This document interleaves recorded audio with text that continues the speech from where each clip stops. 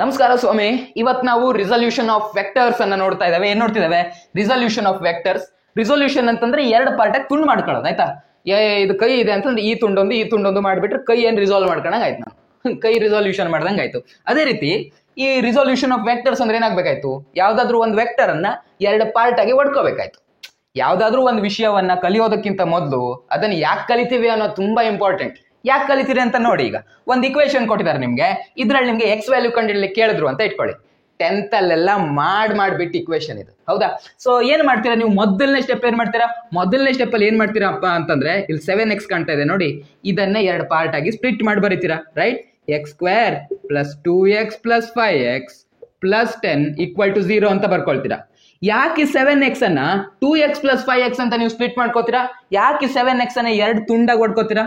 ಯಾಕೆ ಹೊಡ್ಕೋತೀರಾ ಅಂತಂದ್ರೆ ಮುಂದೆ ಲೆಕ್ಕ ಮಾಡೋಕೆ ಈಸಿ ಆಗ್ಲಿ ಅಂತ ಹೊಡ್ಕೋತೀರಾ. ಅದೇ ರೀತಿ ನಾವು ವೆಕ್ಟರ್ಸ್ ಅನ್ನ ಎರಡು ಪಾರ್ಟ್ ಆಗಿ ಸ್ಪ್ಲಿಟ್ ಮಾಡೋದು ಯಾಕೆ ಅಂತಂದ್ರೆ, ವೆಕ್ಟರ್ಸ್ ಅನ್ನ ರಿಸಾಲ್ವ್ ಮಾಡ್ಕೊಳ್ಳೋದು, ವೆಕ್ಟರ್ ರಿಸಲ್ಯೂಷನ್ ಮಾಡ್ಕೊಳ್ಳೋದು ಯಾಕೆ ಅಂತಂದ್ರೆ ವೆಕ್ಟರ್ ಗಳಿಗೆ ಸಂಬಂಧಿಸಿದ ಲೆಕ್ಕ ಈಸಿ ಆಗ್ಲಿ ಅಂತ. ಅದೇ ರೀತಿ ನೀವು 7x ಅನ್ನ ನೀವು ಎರಡು ಪಾರ್ಟ್ ಆಗಿ ಹೊಡ್ಕೊಂಡ್ರಿ, ಹೌದಾ? ಹೊಡ್ಕೊಳ್ಬೇಕಾದ್ರೂ ನೀವು ಸರಿಯಾಗಿ ಹೊಡ್ಕೋಬೇಕು. 7x ಅನ್ನು ಹೊಡ್ಕೋಬೇಕಾದ್ರೆ 2x + 5x ಅಂತಾನೆ ಹೊಡ್ಕೊಂಡ್ರಿ. ನೀವು 3x + 5x ಅಂತ ಹೊಡ್ಕೊಳಿಕ್ ಆಗತ್ತಾ? ಆಗಲ್ಲ. ಯಾಕೆ? ಈ ಎರಡು ಅಂಶಗಳನ್ನ ನಾವ್ ಏನೇನು ಹೊಡ್ಕೊಂಡಿರ್ತಾರೋ ಆ ಎರಡನ್ನು ಸೇರಿಸಿದ್ರೆ ನಮ್ಗೆ 7x ಬರ್ಬೇಕು, ರೈಟ್? ಅದೇ ರೀತಿ ಯಾವ್ದಾದ್ರು ಒಂದು ವೆಕ್ಟರ್ ಇದೆ, ಆ ವೆಕ್ಟರ್ ನ ನೀವು ಎರಡು ಪಾರ್ಟ್ ಆಗಿ ಹೊಡ್ಕೋತೀರಾ ಅಂತಂದ್ರೆ ಹೊಡ್ಕೊಂಡಿರೋ ಎರಡು ಪಾರ್ಟ್ ಅನ್ನ ಸೇರಿಸಿದ್ರೆ ಮೊದ್ಲಿರೋ ವೆಕ್ಟರೇ ಬರ್ಬೇಕು. ಅದೇ ರೀತಿ ಹೊಡ್ಕೋಬೇಕು, ಓಕೆನಾ? ಸೊ ಈಗ ಈ ವೆಕ್ಟರ್ ರಿಸಲ್ಯೂಷನ್ ಅಥವಾ ರಿಸಲ್ಯೂಷನ್ ಆಫ್ ವೆಕ್ಟರ್ ನ ಯಾವ ರೀತಿ ಮಾಡೋದು ಅಂತ ನೋಡ್ತಾ ಹೋಗೋಣ.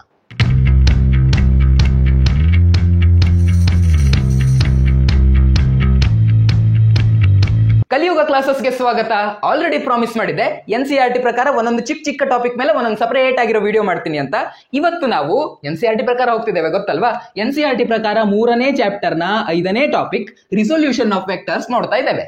ನಿಮಗೆ ಈ ಚಾಪ್ಟರ್ಗೆ ಸಂಬಂಧಿಸಿದ ಹಾಗೆ ಎಲ್ಲಾ ವಿಡಿಯೋಗಳು ಬೇಕು ಅಂತಂದ್ರೆ ಎಲ್ಲ ವಿಡಿಯೋಗಳನ್ನು ನಾನು ಒಂದು ಪ್ಲೇ ಲಿಸ್ಟ್ ನಲ್ಲಿ ಹಾಕಿಟ್ಟಿದ್ದೇನೆ. ಆ ಪ್ಲೇ ಲಿಸ್ಟ್ ನ ಲಿಂಕ್ ಡಿಸ್ಕ್ರಿಪ್ಷನ್ ಅಲ್ಲಿ ಇದೆ. ನೀವು ಆ ಪ್ಲೇ ಲಿಸ್ಟ್ ಓಪನ್ ಮಾಡಿದ್ರಿ ಅಂತಂದ್ರೆ ನಿಮ್ಗೆ ಈ ಚಾಪ್ಟರ್ ಗೆ ಸಂಬಂಧಪಟ್ಟಿರೋ ಎಲ್ಲ ವಿಡಿಯೋಗಳು ಒಂದೇ ಕಡೆಗೆ ಸಿಕ್ಕೋಗುತ್ತೆ, ಆಯ್ತಾ? ಈಗ ವಿಷಯಕ್ಕೆ ಬರೋಣ. ರಿಸಲ್ಯೂಷನ್ ಆಫ್ ವೆಕ್ಟರ್ಸ್ ಅಂದ್ರೆ ಏನು ಅಂತ ನಿಮ್ಗೆ ಆಲ್ರೆಡಿ ಗೊತ್ತು. ರಿಸಲ್ಯೂಷನ್ ಅಂದ್ರೆ ಏನು? ಒಂದು ವೆಕ್ಟರ್ ಇರುತ್ತೆ, ಅದನ್ನ ಎರಡು ಪಾರ್ಟ್ ಆಗಿ ನಾವು ಡಿವೈಡ್ ಮಾಡಿ ಎರಡು ಪಾರ್ಟ್ ಆಗಿ ನಾವು ಅದನ್ನ ಒಡ್ಕೋತೀವಿ. ಡಿವೈಡ್ ಮಾಡ್ತೀರಿ ಅನ್ನೋ ಶಬ್ದ ಇಲ್ಲಿ ಸರಿ ಆಗೋದಿಲ್ಲ, ಆಯ್ತಾ? ಒಂದು ವೆಕ್ಟರ್ ನ ಎರಡು ಪಾರ್ಟ್ ಆಗಿ ಒಡ್ಕೊಂಡ್ರೆ ಅದು ನಮ್ಗೆ ರಿಸಲ್ಯೂಷನ್ ಆಫ್ ವೆಕ್ಟರ್ಸ್. ಯಾಕೆ ನಾವು ಈ ವೆಕ್ಟರ್ ಅನ್ನ ರಿಸಾಲ್ವ್ ಮಾಡ್ಕೋತೀವಿ? ಯಾಕೆ ಮಾಡ್ತೀವಪ್ಪ ಅಂತಂದ್ರೆ ನಮಗೆ ವೆಕ್ಟರ್ ಗೆ ಸಂಬಂಧಪಟ್ಟ ಹಾಗೆ ಲೆಕ್ಕ ಮಾಡೋದಕ್ಕೆ ಈಸಿ ಆಗಲಿ ಅಂತ ಮಾಡ್ಕೋತೀವಿ, ಆಯ್ತಾ? ಯಾಕೆ ಮಾಡ್ತೇವೆ ಅನ್ನೋದು ಗೊತ್ತು, ಹೇಗೆ ಮಾಡ್ತೇವೆ ಅನ್ನೋದು ಬೇಕಲ್ವಾ? ಈಗ ನೋಡಿ, ನನ್ನ ಹತ್ರ ಒಂದು ವೆಕ್ಟರ್ ಇದೆ ಅಂತ ಇಟ್ಕೊಳ್ಳಿ. ಇದಕ್ಕೆ ನಾನು ವೆಕ್ಟರ್ ಎ ಅಂತ ಕರ್ಕೋತೇನೆ, ಆಯ್ತಾ? ನೀವು ಆಲ್ರೆಡಿ ನೋಡಿದಿರಾ 7x ಅನ್ನ ನೀವು ಯಾವ ರೀತಿ ರಿಸಾಲ್ವ್ ಮಾಡ್ಕೊಂಡಿದ್ರಿ? ಯಾವ ರೀತಿ ಮಾಡ್ಕೊಂಡಿದ್ರಪ್ಪ ಅಂತಂದ್ರೆ 2x + 5x ಅಂತ ಮಾಡಿದ್ರಿ, ಹೌದಾ? ಈ ರೀತಿ ಮಾಡ್ಕೊಂಡಿದ್ರಿ. ಯಾಕೆ ಈ ರೀತಿನೇ ಮಾಡ್ಕೋಬೇಕು? ಯಾಕಪ್ಪ ಅಂತಂದ್ರೆ ಈ ಎರಡನ್ನು ಸೇರಿಸಿದ್ರೆ ನಮಗ್ 7x ಬರಬೇಕು. ನಾನು 3x + 5x ಮಾಡಕ್ಕಾಗತ್ತಾ? ಇಲ್ಲ, ಯಾಕಾಗಲ್ಲ? ಅವನ್ ಸೇರಿಸಿದ್ರೆ 8x ಬರುತ್ತೆ. 8x ಬರಬಾರ್ದು, ನಮ್ಗೆ ಕರೆಕ್ಟ್ 7x ಬರಬೇಕು, ಹೌದಾ? ನಾವು ಒಂದನ್ನು ಒಡ್ಕೊಂಡು ಎರಡು ಪಾರ್ಟ್ ಮಾಡ್ಕೋತೀವಿ ಅಂತಂದ್ರೆ ಆ ಎರಡೂ ಪಾರ್ಟ್ಗಳನ್ನು ಸೇರಿಸಿದ್ರೆ ನಮಗೆ ಮೊದ್ಲಿರೋದೇ ಸಿಗಬೇಕು, ರೈಟ್? ಸೊ ಅದೇ ಫಂಡ ಇಲ್ಲೂ ಅಪ್ಲೈ ಆಗುತ್ತೆ. ಏನಪ್ಪಾ ಅಂತಂದ್ರೆ ನನ್ನ ಹತ್ರ ವೆಕ್ಟರ್ ಎ ಇದೆ ಅಂತ ಇಟ್ಕೊಳ್ಳಿ. ಇದನ್ನ ನಾನು ಎರಡು ಪಾರ್ಟ್ ಆಗಿ ಹೊಡ್ಕೋತೇನೆ. ಈ ಪಾರ್ಟ್ಗೆ ನಾನು ವೆಕ್ಟರ್ AX ಅಂತ ಕರ್ಕೋತೇನೆ, ಯಾಕಂದ್ರೆ x ಆಕ್ಸಿಸ್ ಮೇಲೆ ಬರುತ್ತಲ್ವಾ? ಸೊ ಇದು ವೆಕ್ಟರ್ AX. ಇನ್ನೊಂದನ್ನ ನಾನು ವೆಕ್ಟರ್ AY ಅಂತ ಕರ್ಕೋತೇನೆ. ಇದು ವೆಕ್ಟರ್ AY, ಓಕೆನಾ? ಇದು ವೆಕ್ಟರ್ AY, ಯಾಕಂದ್ರೆ y ಆಕ್ಸಿಸ್ ಮೇಲೆ ಬರುತ್ತೆ ಅಂತ. ಸೊ ಎರಡು ಪಾರ್ಟ್ ಆಗಿ ಹೊಡ್ಕೊಂಡೆ. ಈ ಎರಡು ಪಾರ್ಟ್ ಅನ್ನ ನಾವು ಸೇರಿಸಿದ್ರು ಅಂತಂದ್ರೆ ನಮಗೆ ಇದೇ ವೆಕ್ಟರ್ ಸಿಗ್ಬೇಕು. ನಿಮ್ಗೆ ಆಲ್ರೆಡಿ ಗೊತ್ತು, ಎರಡು ವೆಕ್ಟರ್ ಇದೆ ಅಂತಂದ್ರೆ ಈ ರೀತಿ ಒಂದು ವೆಕ್ಟರ್ ಇದೆ, ಈ ರೀತಿ ಇನ್ನೊಂದು ವೆಕ್ಟರ್ ಇದೆ ಅಂತ ಇಟ್ಕೊಳ್ಳಿ. ಈ ಎರಡು ವೆಕ್ಟರ್ ಗಳನ್ನ ಸೇರಿಸಿದ್ರೆ ನಮ್ಗೆ ಯಾವ ವೆಕ್ಟರ್ ಬರುತ್ತೆ ಅಂತ ನಾವು ಹೇಗೆ ಕಂಡುಹಿಡಿಯೋದು? ಆಬ್ವಿಯಸ್ಲಿ ಯಾವ ಲಾ ಹಾಕ್ಬೇಕು? Parallelogram law of vector addition ಹಾಕ್ಬೇಕು. ಟ್ರಯಾಂಗಲ್ ಲಾ ಹಾಕಿದ್ರು ಬರುತ್ತೆ, ತಪ್ಪೇನಿಲ್ಲ. ಇಲ್ಲಿ ಪ್ಯಾರಲೆಲೋಗ್ರಾಮ್ ಲಾ ಈಸಿಯಾಗಿ ಹಾಕ್ಬೋದಲ್ವಾ? ಸೊ ಪ್ಯಾರಲೆಲೋಗ್ರಾಮ್ ಅನ್ನ ನಾನು ಹಾಕೋತಾ ಇದ್ದೀನಿ, ಆಯ್ತಾ? ಸೊ ನೋಡಿ, ಒಂದು ಪ್ಯಾರಲೆಲೋಗ್ರಾಮ್ ಅನ್ನು ಇಮ್ಯಾಜಿನ್ ಮಾಡ್ಕೊಂಡೆ. ಈಗ ಇದರ ಡಯಾಗ್ನಲ್ ಅನ್ನ ಸೇರಿಸಿದ್ರೆ ನಮ್ಗೆ ಯಾವ ವೆಕ್ಟರ್ ಸಿಗುತ್ತೋ ಆ ವೆಕ್ಟರ್ ಈ ಎರಡು ವೆಕ್ಟರ್ ಗಳ ಮೊತ್ತ ಆಗಿರುತ್ತೆ. ಅಂದ್ರೆ ಈ ಎರಡು ವೆಕ್ಟರ್ ಗಳನ್ನ ಆಡ್ ಮಾಡಿದ್ರೆ ನಮ್ಗೆ ಈ ವೆಕ್ಟರ್ ಸಿಗುತ್ತೆ. ಅದೇ ರೀತಿ ನೋಡಿ, ಈ ಎರಡು ವೆಕ್ಟರ್ ಗಳನ್ನ ಆಡ್ ಮಾಡಿದ್ರೆ ನಮ್ಗೆ ಈ ವೆಕ್ಟರ್ ಸಿಗುತ್ತಾ ಅಂತ ನೋಡೋಣ. ಇಲ್ಲಿ ಪ್ಯಾರಲೆಲೋಗ್ರಾಮ್ ಲಾ ಹಾಕಿ. ಪ್ಯಾರಲೆಲೋಗ್ರಾಮ್ ಲಾ ಹಾಕಿದ್ರೆ ಏನಾಯ್ತು? ಒಂದು ಪ್ಯಾರಲೆಲೋಗ್ರಾಮ್ ಅನ್ನ ಇಮ್ಯಾಜಿನ್ ಮಾಡ್ಕೋಬೇಕಾಯ್ತು. ಕೆಳಗಡೆ ಪ್ಯಾರಲಲ್ ಆಗಿ ಮೇಲ್ಗಡೆ ಒಂದು ಲೈನ್ ಹೊಡ್ಕೊಂಡೆ, ಈ ಸೈಡ್ ಇರೋದಕ್ಕೆ ಪ್ಯಾರಲಲ್ ಆಗಿ ಈ ಬದಿಗೆ ಒಂದು ಲೈನ್ ಅನ್ನು ಹೊಡ್ಕೊಂಡೆ, ಹೌದಾ? ಈಗ ಎರಡೂ ಇದು ಈ ಪ್ಯಾರಲೆಲೋಗ್ರಾಮ್ ಒಂದು ನಮ್ಗೆ ಸಿಕ್ತು. ಒಂದು ರೆಕ್ಟ್ಯಾಂಗಲ್ ಕೂಡ ಒಂದು ಪ್ಯಾರಲೆಲೋಗ್ರಾಮ್, ಹೌದಾ? ಎಲ್ಲಾ ಪ್ಯಾರಲೆಲೋಗ್ರಾಮ್ಗಳು ರೆಕ್ಟ್ಯಾಂಗಲ್ಗಳಲ್ಲ, ಆದ್ರೆ ಎಲ್ಲಾ ರೆಕ್ಟ್ಯಾಂಗಲ್ಗಳು ಪ್ಯಾರಲೆಲೋಗ್ರಾಮ್ಗಳೇ. ಈ ಸೆಂಟೆನ್ಸ್ ಅರ್ಥ ಆಯ್ತು ಅಂತ ಅನ್ಕೊಂಡಿದ್ರಿ. ಈಗ ನೋಡಿ, ಒಂದು ಪ್ಯಾರಲೆಲೋಗ್ರಾಮ್ ಆಯ್ತು. ಈ ಪ್ಯಾರಲೆಲೋಗ್ರಾಮ್ ನ ಡಯಾಗ್ನಲ್ ಅನ್ನ ಸೇರಿಸಿದ್ರೆ ನಮಗೆ ಎ ವೆಕ್ಟರ್ ಸಿಗುತ್ತೆ. ಇದರ ಅರ್ಥ ಇಷ್ಟೇ, AX ವೆಕ್ಟರ್ ಮತ್ತೆ AY ವೆಕ್ಟರ್ ಅನ್ನ ಸೇರಿಸಿದ್ರೆ ನಮಗೆ ಎ ವೆಕ್ಟರ್ ಸಿಗುತ್ತೆ, ಕನ್ಫರ್ಮ್. ಇಲ್ಲಿ ನಾನು ಬಿಡಿಸ್ಕೊಂಡಿರೋದ್ರ ಅರ್ಥ ಇಷ್ಟೇ, vector A is equal to A X vector plus A Y vector. ಹೌದಾ, ವೆಕ್ಟರ್ ಎ ಜಾಗದಲ್ಲಿ ನಾವು ಇದನ್ನ ಬರಿಬಹುದು ಅಂತ ಅಷ್ಟೇ, ಮತ್ತೆ ಏನೂ ಇಲ್ಲ. ಇಲ್ಲಿವರೆಗಂತೂ ಎಲ್ರಿಗೂ ಅರ್ಥ ಆಗಿರುತ್ತೆ, ಐನೋ. ಆಯ್ತಾ, ಈಗ ತುಂಬಾ ಮುಖ್ಯವಾದ ವಿಷಯ, ತುಂಬಾ ಇಂಪಾರ್ಟೆಂಟ್ ವಿಷಯ ಹೇಳ್ತಿದ್ದೇನೆ, ದಯವಿಟ್ಟು ಫುಲ್ ಫೋಕಸ್ ಇಂದ ಕೇಳಿ. ಆಯ್ತಾ, ಈಗ ಇಲ್ಲಿ ನೋಡಿ, ಸಪೋಸ್ ಈ ಆಂಗಲ್ ಅನ್ನ ನಾನು ಥೀಟಾ ಅಂತ ಅನ್ಕೊಂಡೆ ಅಂತ ಇಟ್ಕೊಳ್ಳಿ. ಆವಾಗ ಇಲ್ಲೊಂದು ವೆಕ್ಟರ್ ಉಂಟು ತಾನೆ, ಥೀಟಾಗೆ ಕನೆಕ್ಟ್ ಆಗಿರೋ ವೆಕ್ಟರ್ ಅಂತ ಕರಿವಾ ಇದಕ್ಕೆ. ಎ ಎಕ್ಸ್ ವೆಕ್ಟರ್ ಉಂಟು ತಾನೆ, ಈ ಎ ಎಕ್ಸ್ ವೆಕ್ಟರ್ ನ ಮ್ಯಾಗ್ನಿಟ್ಯೂಡ್ ಅನ್ನ ನಾನು ಎ ಕಾಸ್ ಥೀಟಾ ಅಂತ ಕರಿಬಹುದು. ಆಯ್ತಾ, ಅದೇ ರೀತಿ ಇನ್ನೊಂದು ವೆಕ್ಟರ್ ಉಂಟು ನೋಡಿ ಎ ವೈ, ಇದರ ಮ್ಯಾಗ್ನಿಟ್ಯೂಡ್ ಅನ್ನ ನಾನು ಎ ಸೈನ್ ಥೀಟಾ ಅಂತ ಕರಿಬಹುದು.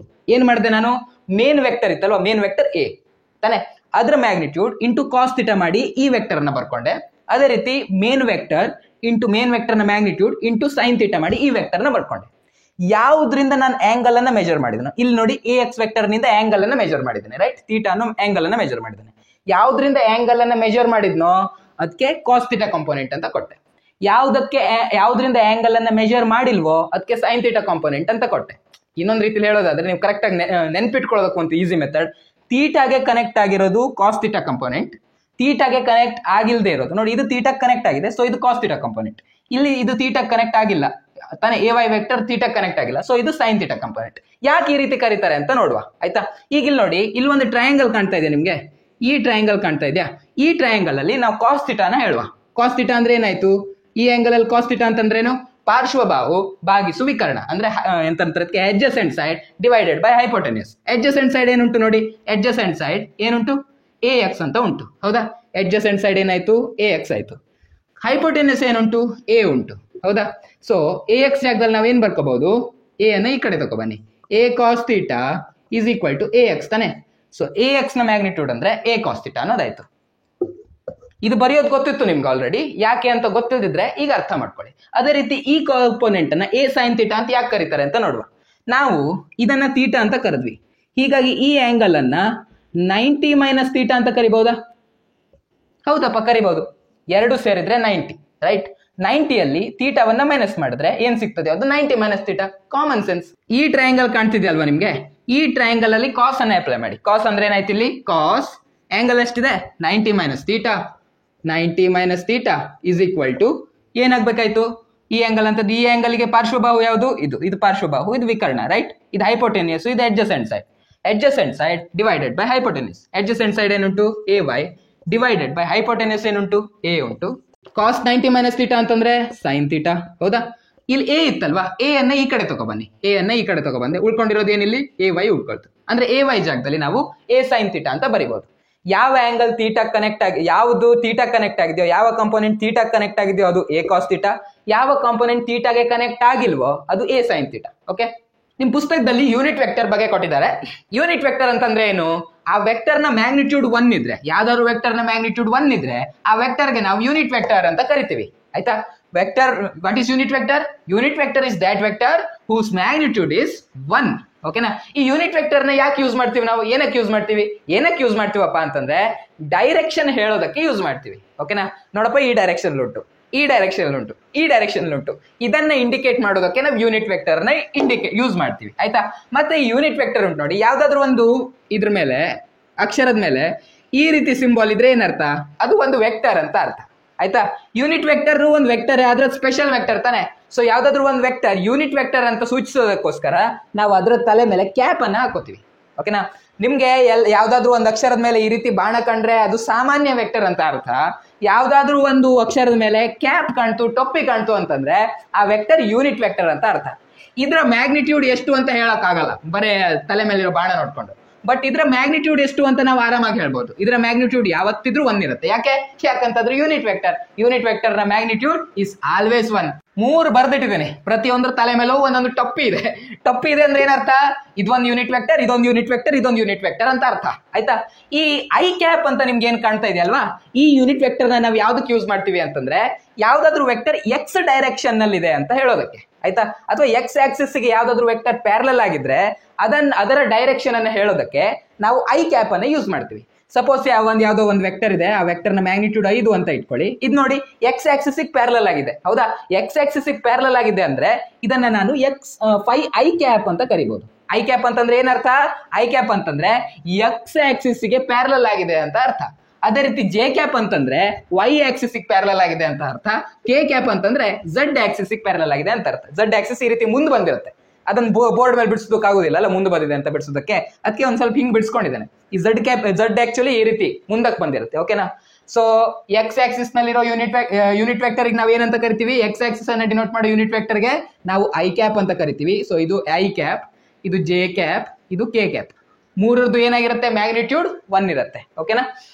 ಯಾಕಂದ್ರೆ ಯೂನಿಟ್ ವೆಕ್ಟರ್ ನ ಮ್ಯಾಗ್ನಿಟ್ಯೂಡ್ 1, ಅದಕ್ಕೆ ಇದು ಯೂನಿಟ್ ವೆಕ್ಟರ್, ಇದು ಯೂನಿಟ್ ವೆಕ್ಟರ್, ಇದು ಯೂನಿಟ್ ವೆಕ್ಟರ್. ಯೂನಿಟ್ ವೆಕ್ಟರ್ ಆಗಿರೋದ್ರಿಂದ ಇದರ ಮ್ಯಾಗ್ನಿಟ್ಯೂಡ್ 1. ಐ ಕ್ಯಾಪ್ ಆಗಿರೋದ್ರಿಂದ ಇದು ಎಕ್ಸ್ ಡೈರೆಕ್ಷನ್ ಅನ್ನ ಸೂಚಿಸುತ್ತೆ, ಜೆ ಕ್ಯಾಪ್ ವೈ ಡೈರೆಕ್ಷನ್ ಅನ್ನು ಸೂಚಿಸುತ್ತೆ, ಕೆ ಕ್ಯಾಪ್ ಝಡ್ ಡೈರೆಕ್ಷನ್ ಅನ್ನ ಸೂಚಿಸುತ್ತೆ. ಆಯ್ತಾ. ಈಗ ನಿಮ್ಮಲ್ಲಿ ನಂದೊಂದು ಪ್ರಶ್ನೆ, ಈಗ ಯಾವ್ದೋ ಒಂದು ವೆಕ್ಟರ್ ಇದೆ, ಅದು 3 ಜೆ ಕ್ಯಾಪ್ ಇದೆ ಅಂತ ಇಟ್ಕೊಳ್ಳಿ. ಇದು ಯಾವ ರೀತಿ ಇರುತ್ತೆ, ಈ ರೀತಿ ಎಕ್ಸ್ ಆಕ್ಸಿಸ್ ಪ್ಯಾರಲಲ್ ಆಗಿರುತ್ತೋ ಅಥವಾ ಈ ರೀತಿ ಇರುತ್ತೋ, ಈ ರೀತಿ ಇರುತ್ತೋ ಅಥವಾ ಈ ರೀತಿ ಇರುತ್ತೋ ಅಥವಾ ಈ ರೀತಿ ಇರುತ್ತೋ, ಯಾವ ರೀತಿ ಇರುತ್ತೆ, 3 ಜೆ ಕ್ಯಾಪ್ ಈ ರೀತಿ ಇರಬೇಕಾಯ್ತು. ಯಾಕಂದ್ರೆ ಅದು ಜೆ ಕ್ಯಾಪ್ ಅಂದ್ರೆ ವೈ ಆಕ್ಸಿಸ್ ಪ್ಯಾರಲಲ್ ಆಗಿರ್ಬೇಕು. ಓಕೆನಾ.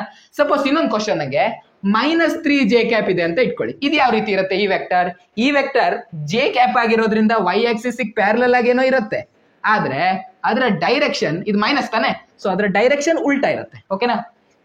ಇದು 3 ಜೆ ಕ್ಯಾಪ್, ಇದು -3 ಜೆ ಕ್ಯಾಪ್. ಎಲ್ರಿಗೂ ಇದು ಕ್ಲಿಯರ್ ಆಗಿದೆ ಅಂತ ಅನ್ಕೊಂಡಿದ್ದೇನೆ. ಮುಂದಕ್ಕೆ ಹೋಗೋಣ. ಸುಮಾರಷ್ಟು ಕಲ್ತ್ಕೊಂಡ್ರಿ ನೀವು. ಒಂದು ವೆಕ್ಟರ್ ಇದೆ, ಅದನ್ನ ಯಾವ ರೀತಿ 2 ಪಾರ್ಟ್ ಆಗಿ ಸ್ಪ್ಲಿಟ್ ಮಾಡ್ಕೊಳ್ಳೋದು, ಅಂದ್ರೆ ಯಾವ ಪಾರ್ಟ್ ಆಗಿ ಅದನ್ನ ರಿಸಾಲ್ವ್ ಮಾಡ್ಕೊಳ್ಳೋದು, ಇದನ್ನ ಕಲ್ತ್ರಿ. ಯೂನಿಟ್ ವೆಕ್ಟರ್ ಬಗ್ಗೆ ಕಲ್ತ್ರಿ. ಆದ್ರೆ ಇವೆಲ್ಲ ಕಲಿಬೇಕಾದ್ರೆ ನೀವು ಒಂದು ಸುಮಾರಷ್ಟನ್ನ ಕಲ್ತ್ಕೊಂಡ್ರಿ, right.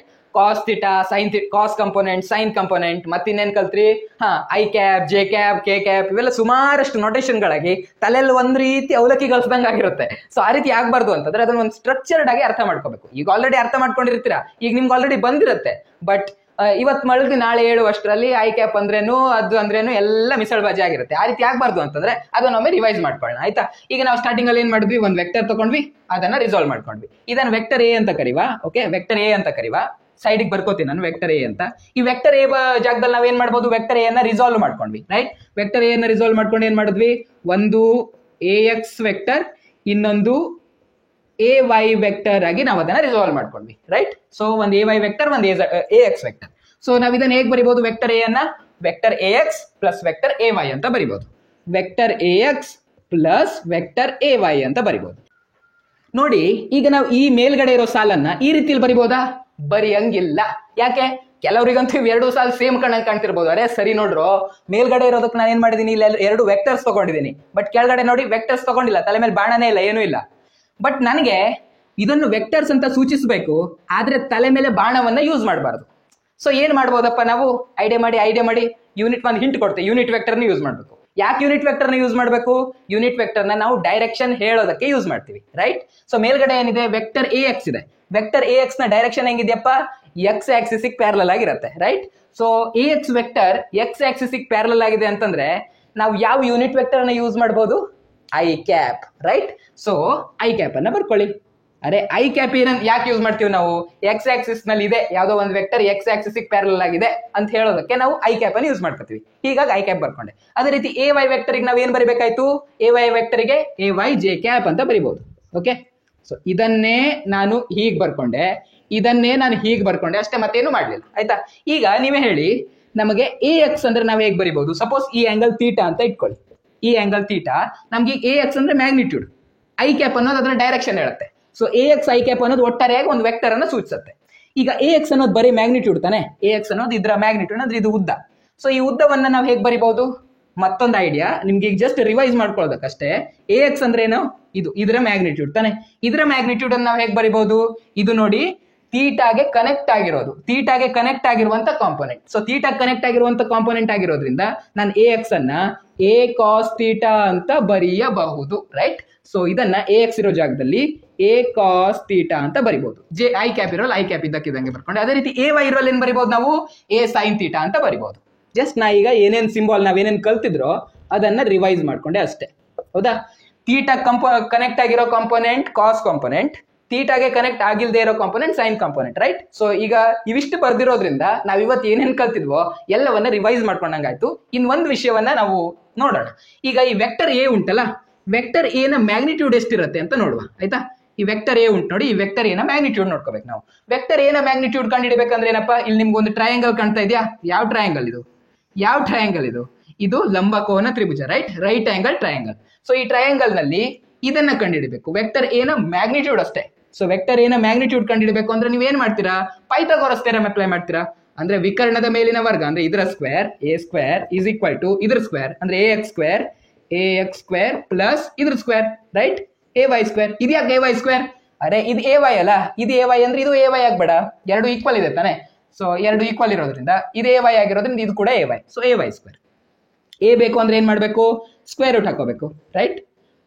Left hand side right hand side ಎರಡು ಕಡೆ ಸ್ಕ್ವೇರ್ ರೂಟ್ ಹಾಕೊಳ್ರಿ, ಅವಾಗ ಏನಾಗುತ್ತೆ, ಎ ಸ್ಕ್ವೇರ್ ನ ಸ್ಕ್ವೇರ್ ರೂಟ್ ಎ ಆಗುತ್ತೆ. ಇದನ್ನ ಇದ್ದಕ್ಕಿದ್ದಾಗ ಬರೀರಿ, A X square plus A Y square. ಇದನ್ನ ನೀವು ಪಕ್ಕದಲ್ಲಿ ಎಲ್ಲಾದ್ರೂ ಬರೆದಿಟ್ಕೊಳ್ಳಿ, ಆಯ್ತಾ. ಇದಾಗಿತ್ತು ಇವತ್ತಿನ ವಿಡಿಯೋ. ಮುಂದಿನ ವಿಡಿಯೋದಲ್ಲಿ ಮತ್ತೆ ಭೇಟಿ ಆಗೋಣ. ಅಲ್ಲಿವರೆಗೂ ನಮಸ್ಕಾರ.